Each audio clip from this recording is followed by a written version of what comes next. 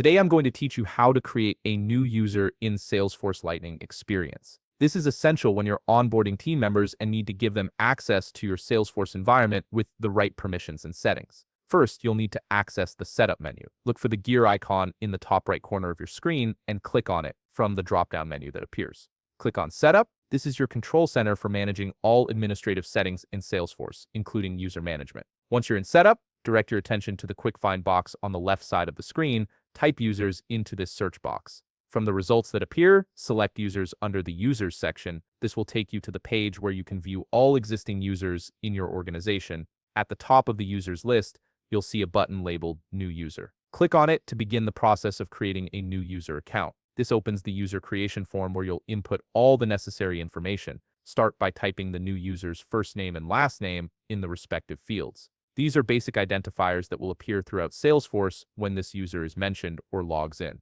Next, enter the user's alias. This is a short name that Salesforce uses for display purposes in areas where space is limited. The system may auto-populate this field based on the name you entered, but you can customize it if needed. Now, enter the user's email address. This is where Salesforce will send login credentials and important notifications, so make sure it's accurate and accessible to the new user. In the username field, you'll need to enter a unique identifier in email format. This doesn't have to match the actual email address, but it must be unique across all Salesforce organizations worldwide, not just yours. Salesforce may auto-populate this field, but verify it's correct before proceeding. Next, select the appropriate user license from the drop-down menu. Options might include Salesforce, Salesforce integration, or others depending on your organization's licenses. The license type determines which features and functionalities the user can access. After choosing the license, select the user's profile from the drop-down. Profiles like Standard User or System Administrator define what the user can see and do within Salesforce.